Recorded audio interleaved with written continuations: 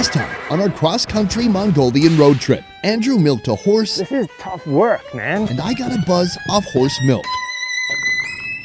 Why don't we drink that in Minnesota, guys? Today we're heading south to the big city, Mongolia's capital, Ulaanbaatar. Driving in this city is no joke. Traffic here is heavier than it is anywhere else in the country. Oh boy, I'm so sorry. Are we gonna be able to survive this? You were doing a lot better off-road.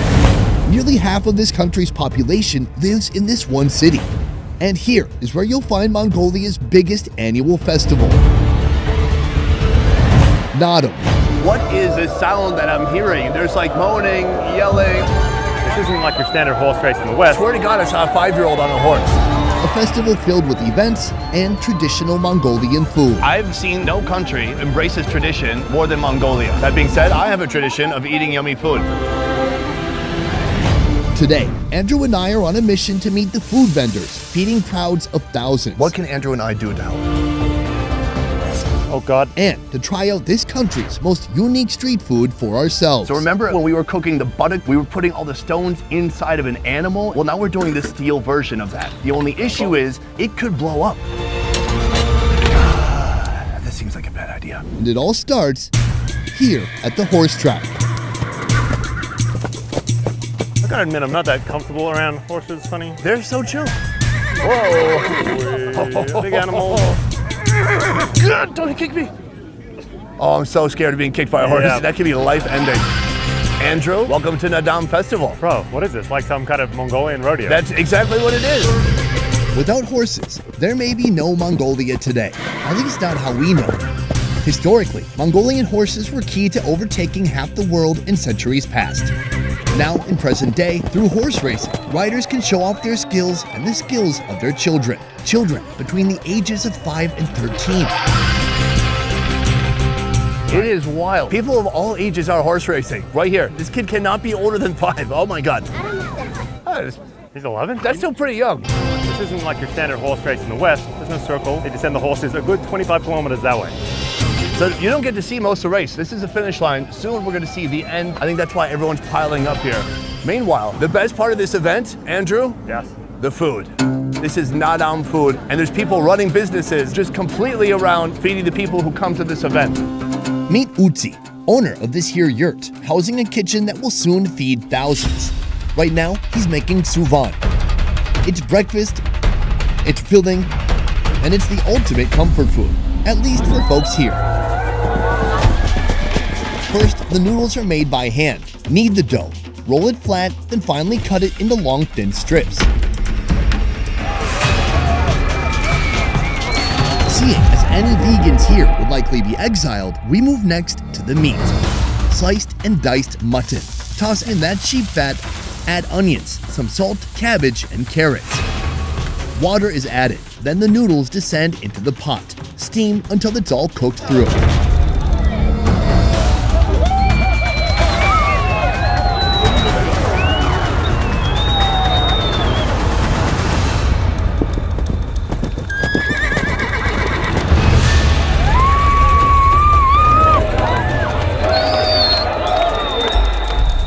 I've got to be honest, I saw one kid rip his helmet off and whip his horse with it. Gentlemen, this is so fantastic to be here. And this place is wild. You're probably used to it. How old were you when you first learned how to ride a horse? Maybe 4 or 5. Riding the horse is like learning how to walk for Mongolians. Is that safe? It's not safe actually.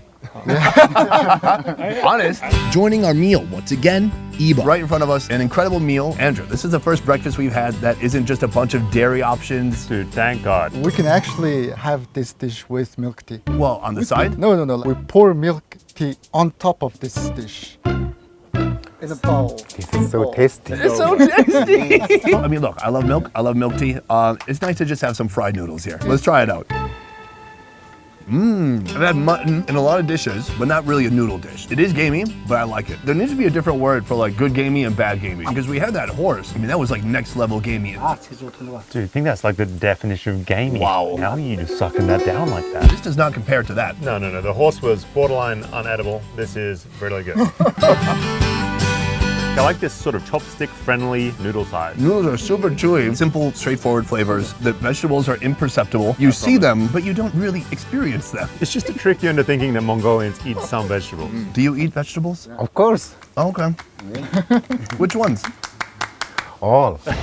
This is a festival that happens every year. Every year in July 11th till July 13th. Being a food vendor here is one way to make some serious cash in a short amount of time. At least, that's the hope. How long have you been coming to the Mutton festival to cook?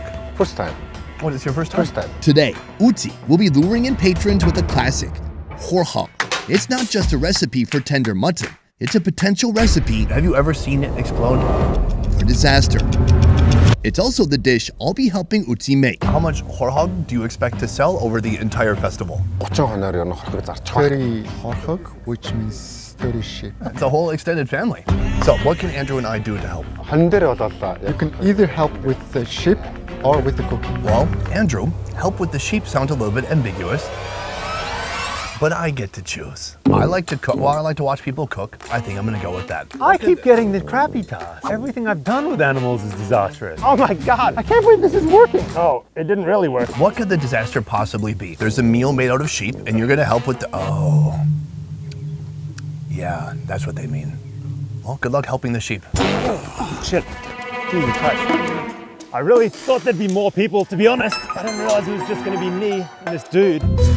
Right now we're trying to position the animal. It seems relatively calm. When dispatching the animal, no blood is spilled. This is a method I've not witnessed anywhere else around the world. So what he's doing now is he's just picked up some grass right from the ground and he's placing it on the sheep's chest where he's gonna make the incision.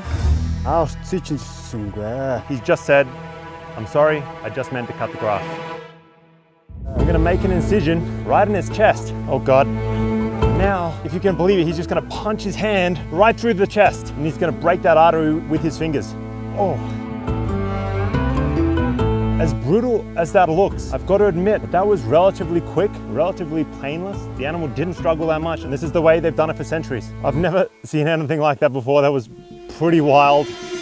While Andrew is out in the countryside having fun, we are here in the hot kitchen because we got serious business to do. So remember a few days ago when we were cooking the buttock, we were putting all the stones inside of an animal, and that was our animal skin pressure cooker. All right, look at the steam pouring out now, coming out of both ends. Well, now we're doing the steel version of that. This is a Soviet era milk jug. The only issue is it's not like a real pressure cooker that has like the little release.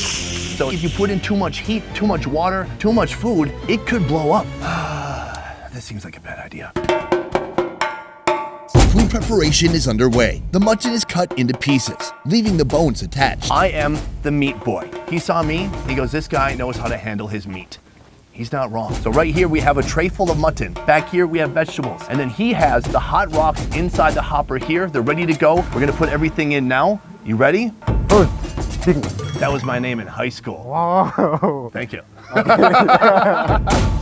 This part is the easy part. We're supposed to put the big pieces of meat on the bottom, but there's no heat, there's no stones, there's no steam, so it's no big deal. Now, salt. I've got salt here. Good. Right now I'm just continuing to help with the butchery. They're doing everything they can to preserve the skin for other purposes. This is a surreal feeling. He's barely used that knife at all just to make that initial incision. This guy's pretty hectic, definitely a bit of a badass just skinning with only his hands. Hot stuff. Oh, now it's about to get crazy. Gives it a little bit of a blow. The sizzling has begun. So I need to close this every time we're in between stones. It's important to trap the heat from the rocks inside. As soon as they come out of the fire, they want to start cooling down. You can't let them. This is going to be cooking our meat, but it's also going to be flavoring our meat too. Now meat. Okay, meat. More meat going in.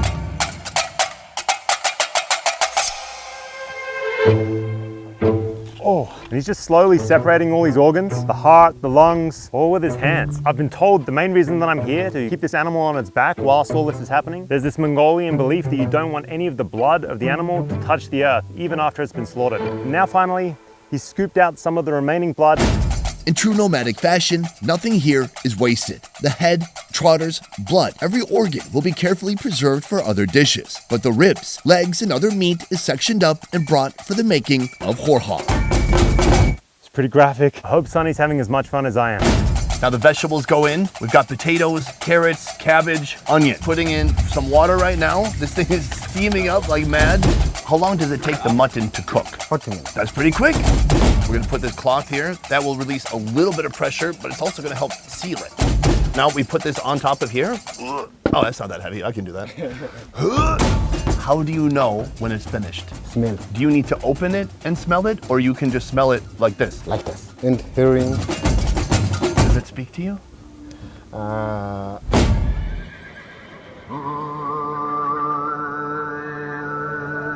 What do the words nadam actually mean? Root of the natam is nat, means like play. So natam is like games. We translate it into English as festivals. I heard it was specifically manly games. Yeah, we have these three manly sports. We call it horse racing, archery, and wrestling. Are women allowed to participate? Archery, there's women, but not in the wrestling. What is it about nadam that makes where people are so compelled to watch these ancient sports? Actually keeps the tradition going. As far as we found the evidence that 2,000 years ago we were celebrating Natam festival. While the horhog is being cooked, I aim to be far from this explosive meal. Andrew and I are heading east to the center of Ulaanbaatar. We saw the horse race already, but the real Nadam festival, it is in and around the stadium of this city. Soon, they're gonna have the opening ceremony. If I don't crash this vehicle, we're gonna make it there and we're gonna see some of this epic wrestling. These are some big dudes, Sonny. It's definitely the kind of body you can only achieve with copious amounts of dairy. So much milk. Milk on cheese.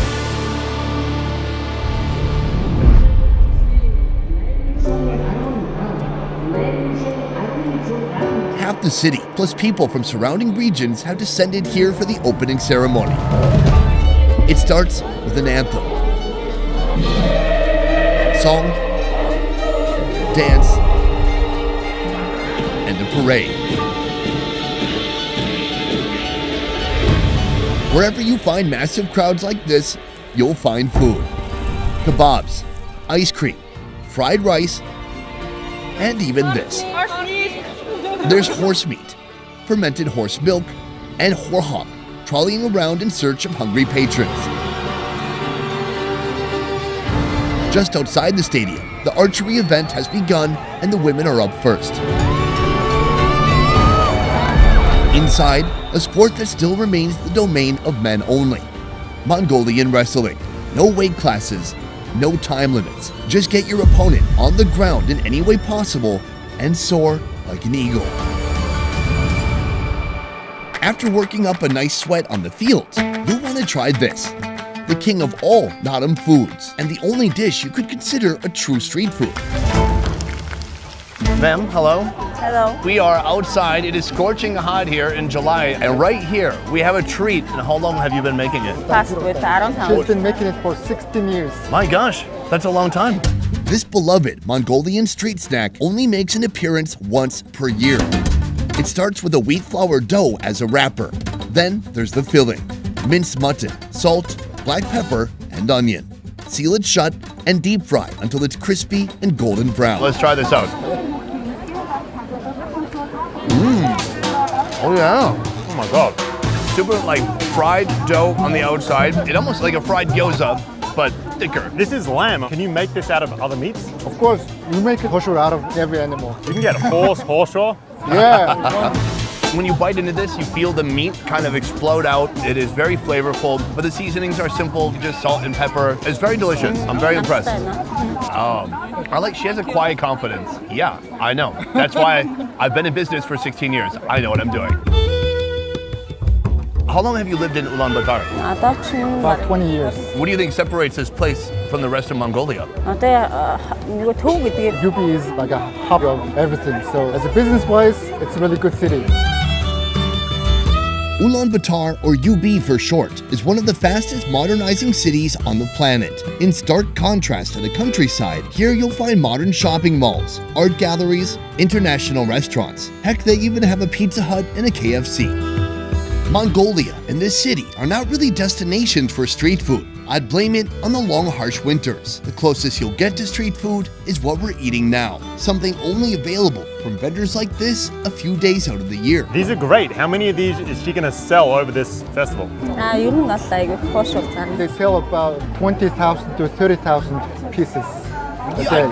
Wow. Usually the first day is the busiest of all. Perhaps the scarcity of this food is what makes it so popular when it finally appears each summer, just like the horhog.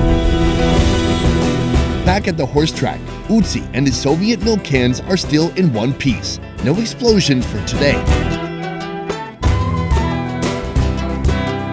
It is evening time. Natum is done for today. Horses have gone home, kids have gone home, parents have gone home. But we do have one thing left for today, and that is the treasured horhak. I'm sure you sold a load of this today. This food, have you ever seen it explode? Not yet. That sounds optimistic to me. He didn't say no, he said, not yet. But one day. It is because stone is good for health. Oh, you really get it all over. I mean, this is caked with mutton grease. You can see that the meat has been essentially pressure cooked, and it doesn't take a super long time. This has been about an hour for this meat in particular. Pretty impressive, I've got to admit. These are mashed potatoes. Let's try it out. That is a perfectly mashed potato, perfectly soft. This looks like a leg or, well, yeah, a leg. I was gonna say, or an arm. For me, it's way less mutton though. It's nice. It's actually, the meat has kind of broken down a bit in a short time. It tastes like a mutton roast. For sure, the pressure cookers help. It's like far more tender, to be honest, even than this morning. Is there a part that you like the most? Yes. The ribs. He likes the part where it grilled with the stone, you know. This is so tasty. Okay. Oh yeah. That's crazy. I never even thought about that. There are certain distinct portions that look like they've been seared, and that's exactly where the stone was hitting it. Oh, that's cool. Man, you guys love meat. It is wild. It's basically the carnivore diet. The only thing stopping us to eat more is summer. Right, so that's when you usually take more of a break. It seems that everywhere in the countryside, folks are eating stuff like this. But this is like a really big city, a city of over 1 million people. As I've walked around, I see there are a lot more dining options, and options that are more, I would say, just complex or varied than what you find in the countryside. You go to the city, suddenly you see Pizza Hut, KFC, but beyond that, you're seeing Chinese food, you're seeing food from different nations around the world. And so, what do you crave more? I mean, do you crave just the straightforward simplicity of a lot of the Mongolian dishes, or have Mongolian people gotten more into international cuisines? За, юу байгаа хаа? Нөгөө тэр бусад орны хоолыг бол манайхан. He said, we're just curious to taste different food, but we like this. So, it's okay to go out, try something new, experience it, but people always come back home no matter what. At the end of the day, there's always that food that's familiar, that they grew up with, that's still in their heart from their childhoods. Exactly.